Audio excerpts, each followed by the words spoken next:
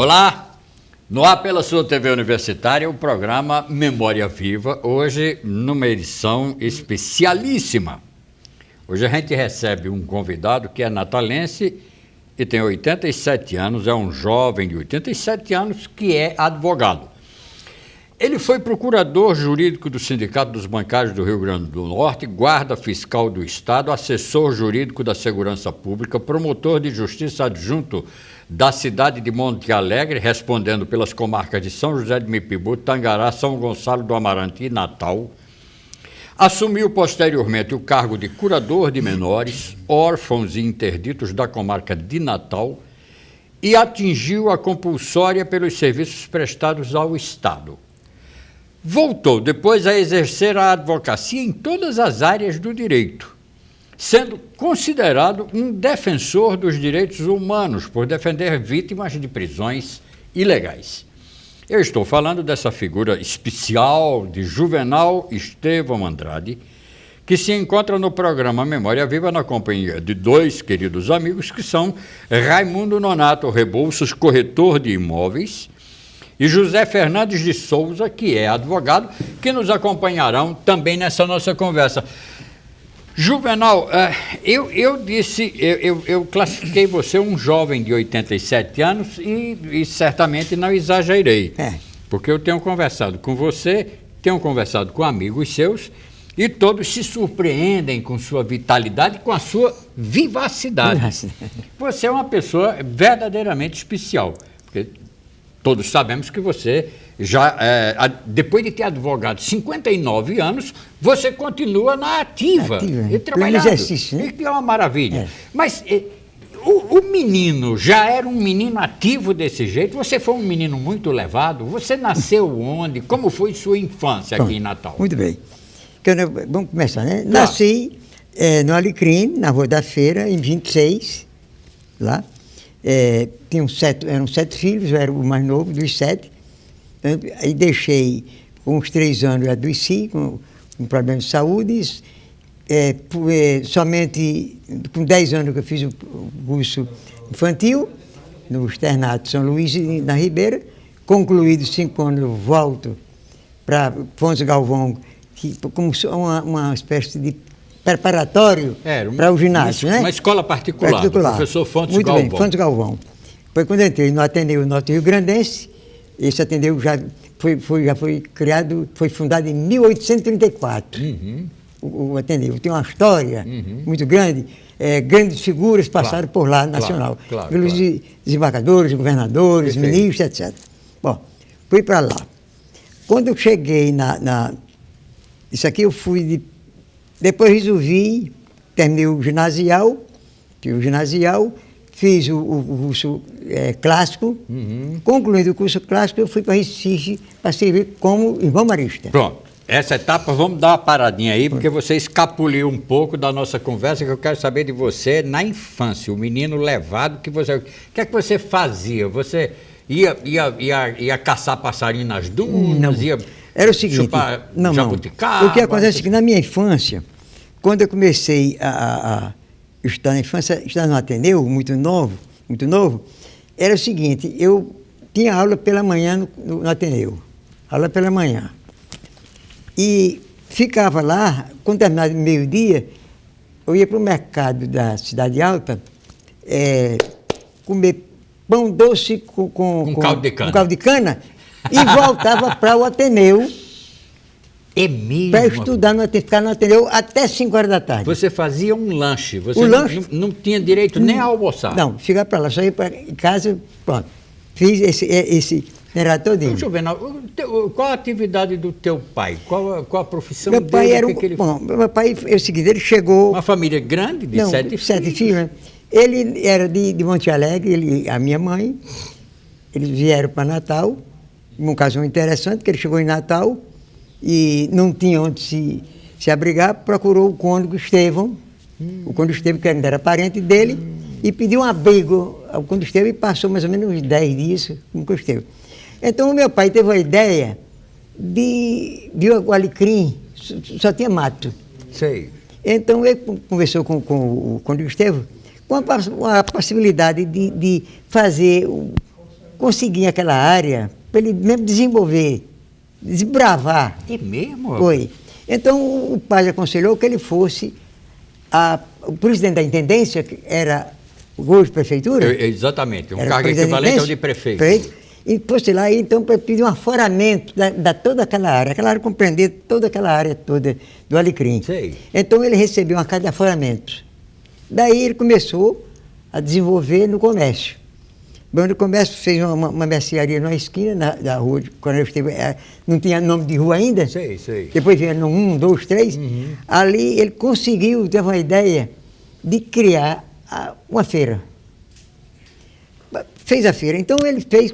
Bom, o pessoal do interior passava por outro caminho para ir a Ribeira, que tem um mercado. Perfeito. Ele conseguiu desviar o pessoal, chamasse Mucreva na época, né? Para vir passar pela área onde ele estava, para poder fazer. Então ele criou foi 18 de julho de 1919. 19, é começo do 20. Deu início à feira. E ele teve uma surpresa muito grande. Feira do Alecrim.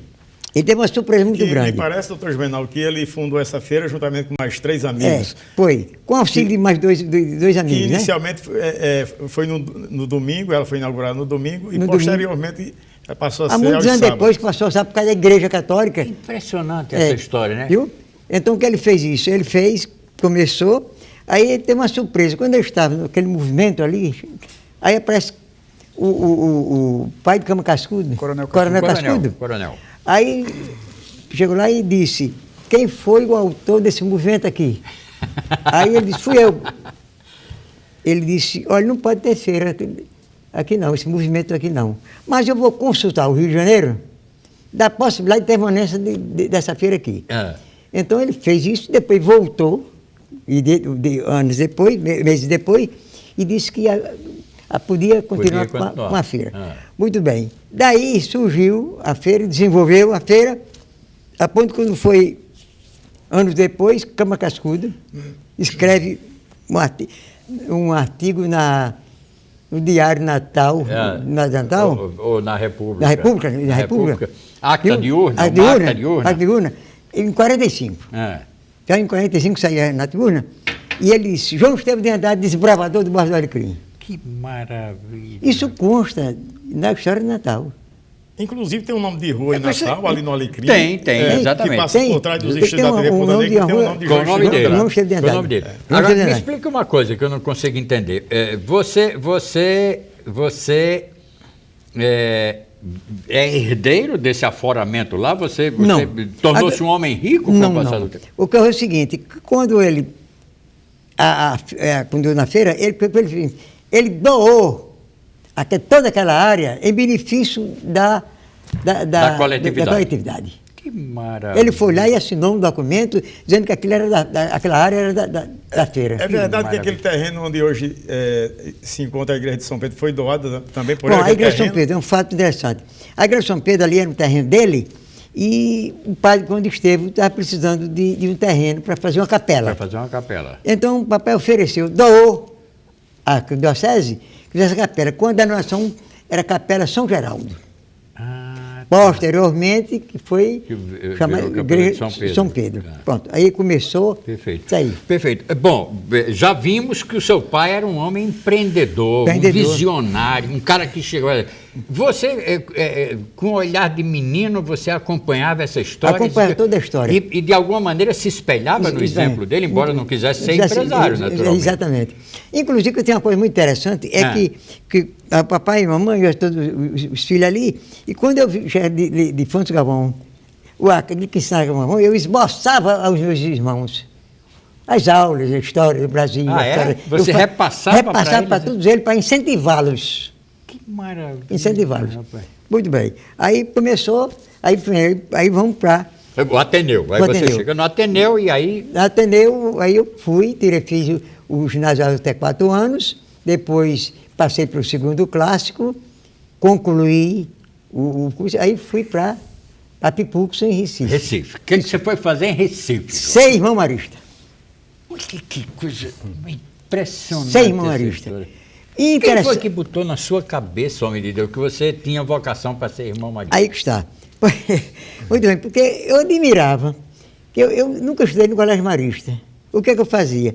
É que o meu pai fazia o seguinte, no carnaval, não tem aquele retiro que fazia? Isso, retiro. Isso, exatamente. Ele, para ir fazer o retiro lá, só podia ser homem, mulher não entrava na época. Então eu ficava aqueles irmãos com aquele rabalã, que chama-se rabalã, né? Isso. Francês, né?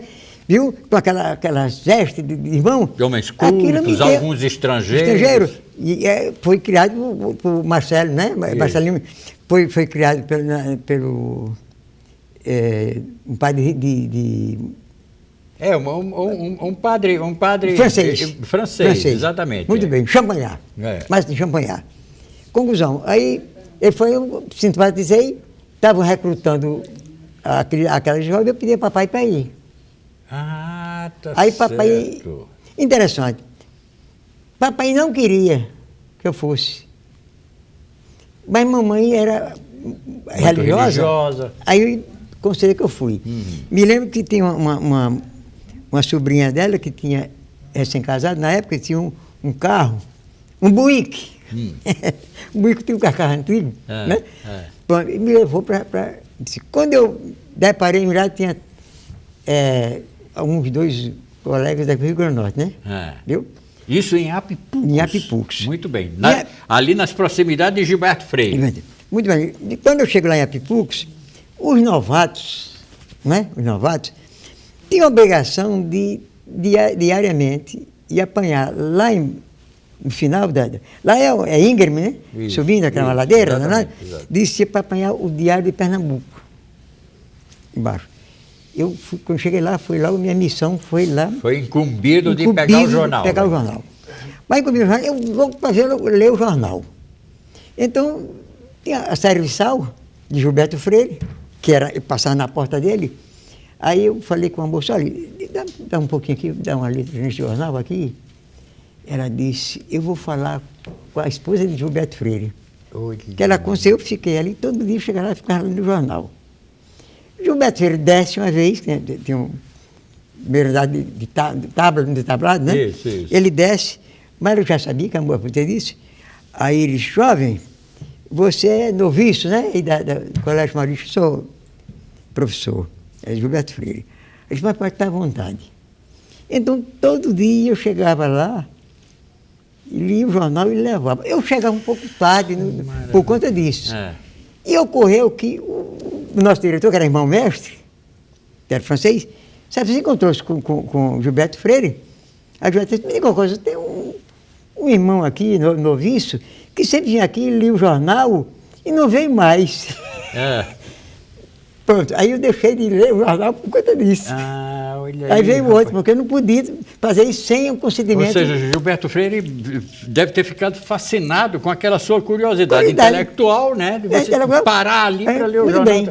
Agora, vai com a coincidência. Era socialista, ele me deu o livro dele, eu já sendo batina, como noviço ainda, né? Tudo bem. Entre aí, foi quando eu fui para lá e me tiraram, mandaram outro, buscava o jornal, porque eu chegava atrasado, estava lendo o jornal. E o jornal todinho. Secava o jornal. A verdade é essa. Bom, então, quando eu terminei o curso, eram 3 anos, aí que me mandaram para Lagoa Seca, uma cidade de Empoarana, tem um convento dos alemães lá. E aí Campina Grande, mais ou menos assim, meia légua para lá, né? Sei. Muito bem.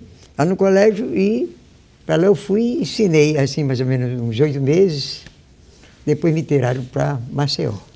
Aí a gente não podia passar mais de 1 ano. Pronto. Em Maceió, fiquei ensinando História Geral.